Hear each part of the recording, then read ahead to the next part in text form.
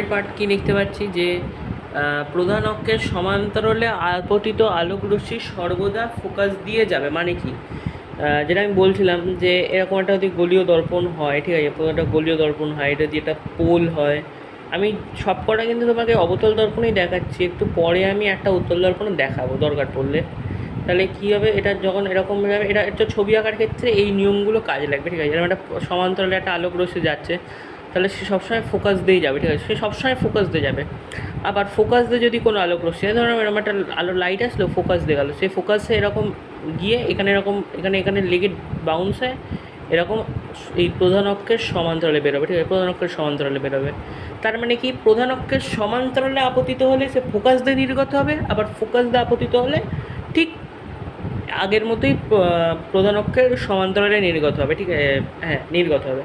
তাহলে এই দুটোর উল্টো আরেকটা কি, এই যে সি আছে কেন্দ্র, ঠিক আছে, বক্রতা কেন্দ্র দিয়ে যদি কোনো লাইট পাস করে, সে আবার বক্রতা কেন্দ্র দিয়েই বেরিয়ে যাবে, ঠিক আছে, বক্রতা কেন্দ্র দিয়েই বেরিয়ে যাবে। উন্মেষটা বললাম তাই তো, উন্মেষ হচ্ছে এরকম, ঠিক আছে, উন্মেষ হচ্ছে এরকম একটা এরকম আছে, মানে এই যে প্রান্তদ্বয়, এই প্রান্তদ্বয়কে যোগ করার জন্য, মানে একটা দর্পণের যে প্রান্তদ্বয়, সেই প্রান্তদ্বয়কে যোগ করতে যে সরলরেখা ব্যবহার করা হয়, সেই সরলরেখাকেই আমরা বলেছি উন্মেষ, আর কিছুই না, ঠিক আছে। এবার আমরা আসছি একটা খুব ভাইটাল প্রমাণে। সেই প্রমাণটা কি, সেই প্রমাণটাকে বলা হচ্ছে R=2F। এখানে একটু ম্যাথামেটিক্যাল এক্সপ্রেশন লাগে, R=2F। এটা আমি ফার্স্টে অবতল দর্পণের ক্ষেত্রে দেখাই, তারপরে উত্তল দর্পণের ক্ষেত্রে, ঠিক আছে। এইটা জানার আগে তোমাকে দুটো রশ্মি জানতে হবে, দুটো রশ্মি আছে, ঠিক আছে, টু টাইপ অফ রশ্মি আছে, একটা উপাক্ষীয় রশ্মি, এটাকে মানে প্যারালাল বলে, আর একটা প্রান্তীয় রশ্মি বলে। এটাকে পরে দেখছি ইংলিশ কী বলে, ইংলিশ আমি পরে লিখে পাঠাচ্ছি। উপাক্ষীয় হবে এটা, উপাক্ষীয়। আমার হাতের লেখাটা ভালো না, বাট আমি মুখে বলছি তো। উপাক্ষীয় রশ্মি আর প্রান্তীয় রশ্মি। এবার উপাক্ষীয় রশ্মি কোনটা? যদি এরকম হয় আর এরকম একটা লাইট যায়, ঠিক আছে, এরকম একটা লাইট যায়, তাহলে কী দেখছো, দেখো এটা হচ্ছে কেন্দ্র আর এটা হচ্ছে মেরু। কেন্দ্রের এখানে যদি ছোট কোণ করে, এরকম ছোট কোণ করে আর মেরু থেকে মোটামুটি কাছাকাছি হয়, তাহলে সেটা হচ্ছে উপাক্ষীয় রশ্মি। মানে কেন্দ্রতে যত ছোট কোণ করবে ততই তো সে মেরুর কাছাকাছি হবে, না কি? এরকম করতে করতে সময় 0 ডিগ্রিতে চলে আসে, তা যত ছোট আর এরকম কাছাকাছি হবে তখন তাকে আমরা বলবো হচ্ছে উপাক্ষীয় রশ্মি, মানে কাছাকাছি রশ্মি। আর এটা কতক্ষণ হয়? 45 ডিগ্রি অবধি। হ্যাঁ, 45 ডিগ্রির লেস, মানে লেস দ্যান 45 ডিগ্রি, ঠিক আছে, লেস দ্যান 45 ডিগ্রি, ঠিক আছে, লেস দ্যান 45 ডিগ্রি সমস্ত কোণ, লেস দ্যান 45 ডিগ্রি সমস্ত কোণ হচ্ছে তোমার উপাক্ষীয় রশ্মি, আর গ্রেটার দ্যান 45 হচ্ছে সব প্রান্তীয় রশ্মি। তাহলে প্রান্তীয় রশ্মি কীরকম হবে? এরকম বড়ো হবে, একটা বড়ো বিশাল কোণ করবে আর মেরু থেকে বহুত দূরে থাকবে, দু ক্ষেত্রেই, ঠিক আছে। তো বোঝা গেল তাহলে প্রান্তীয় রশ্মি কি, উপাক্ষীয় রশ্মি কি। উপাক্ষীয় রশ্মি কাছাকাছি, প্রান্তীয় রশ্মি দূরে, ঠিক আছে। তাহলে অবতল দর্পণের ক্ষেত্রে কী করে বুঝবো আমি? অবতল দর্পণের ক্ষেত্রে খুব একটা ভাইটাল ব্যাপার। অবতল দর্পণের ক্ষেত্রে যদি এটা R=2F করতে হয়, দেখো এইটা যদি মেরু হয়, এটা যদি কেন্দ্র হয়, তাহলে একটা যদি আমি সমান্তরালে একটা আলো নিয়ে আসি AB, তা সমান্তরালে আলো নিয়ে আসলে কী করতে হয়? সমান্তরালে আলো নিয়ে আসলে কোথাতে যায়?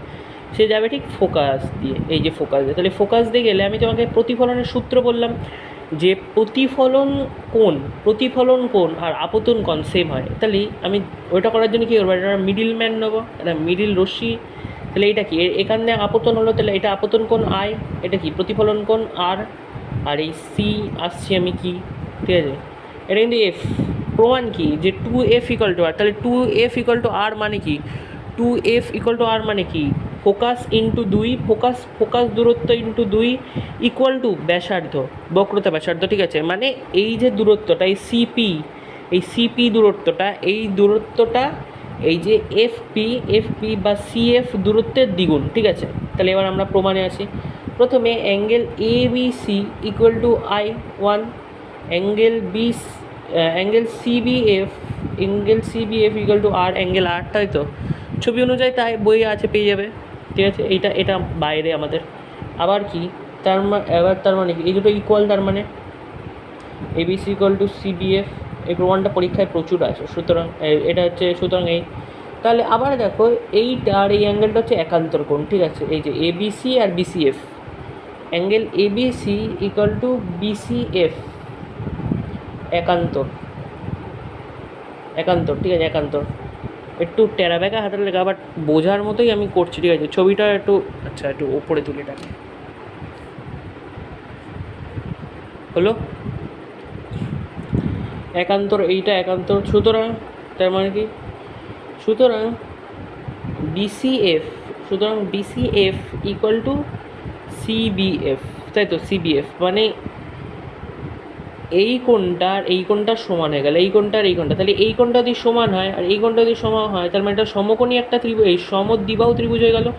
তাহলে সিবিএফ আর সিএফ ইকুয়াল টু, সুতরাং CF equal to BF, just লজিকটা বুঝতে হবে। সিএফ ইকুয়াল টু বিএফ, তার মানে কি সিএফ ইকুয়াল টু বিএফ, তাই তো? এবার বি ও পি উপাক্ষীয় রশ্মির ক্ষেত্রে, উপাক্ষীয় রশ্মির ক্ষেত্রে, উপাক্ষীয় রশ্মির ক্ষেত্রে, উপাক্ষীয় রশ্মি বললাম কি, উপাক্ষীয় রশ্মির ক্ষেত্রে খুব কাছাকাছি, খুব কাছাকাছি, খুব কাছাকাছি অবস্থান করায়, খুব কাছাকাছি অবস্থান করায়, খুব কাছাকাছি অবস্থান করায়, খুব কাছাকাছি অবস্থান করায় B F equal to P F, ঠিক আছে? এরকম একটা লাইন লিখে দিলে হয়ে যাবে, এরকম একটা লাইন লিখবে, নাম্বার পেয়ে যাবে, ঠিক আছে? উপাক্ষীয়, এবার খালি কী হলো, তাহলে সুতরাং এটা তুমি ফ্রেশ করে লিখবে, আমি জাস্ট তোমাকে বোঝানোর জন্যে আসছি, ঠিক আছে? বইতে আছে, বইতে যা আছে হাবিজাবি হতো লিখতে হবে না, এরকম আমি যেটা লিখলাম এটাই ফ্রেশ করে লিখলে নাম্বার পেয়ে যাবে, ঠিক আছে? তার মানে কি সিএফ ইকুয়াল টু পিএফ, যেহেতু আমি এখানে প্রমাণ করলাম যে সিএফ ইকুয়াল টু বিএফ, তার মানে কি বিএফ ইকুয়াল টু পিএফও পেয়ে গেলাম, তার মানে কি সিএফ ইকুয়াল টু পিএফ, সুতরাং সিপি ইকুয়াল টু কি সিএফ প্লাস পিএফ, তাই তো আছে এখানে না? তাই তো আছে, এইটা পুরোটা সিপি, তার মধ্যে সিএফ আছে, তার মধ্যে পিএফ আছে, তার মানে এই যে সিএফ ফোকাস দূরত্ব, আমি কি বলেছিলাম?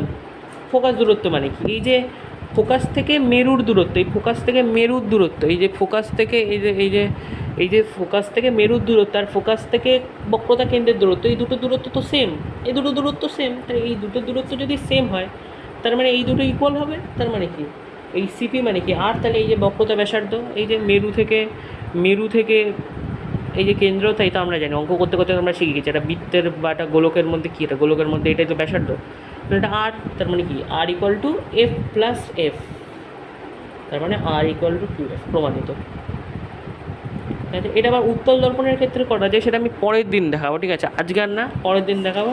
তার মানে অনেকগুলো 3টে ক্লাস করলাম আমরা, জাস্ট গোলকের কনসেপ্টে চলে এসেছি, গলীয় দর্পণ বোঝানো হয়ে গেছে, গলীয় দর্পণ বোঝানো হয়ে গেছে, তাহলে গলীয় দর্পণ মোটামুটি এবার ছবি আঁকবো, পরের ক্লাসটা অনেক হিউজ হবে, ঠিক আছে? অনেকগুলো ক্লাস করতে হবে, তারপরে অনেকগুলো ছবি প্র্যাকটিস করানো যাবে, ঠিক আছে? যাই হোক, এটা পরের ক্লাসে যদি আমি পারি তাহলে উত্তল দর্পণটা আমি বলে দেবো, ঠিক আছে? উত্তল দর্পণটা কী হয়, কোথায় কী আছে।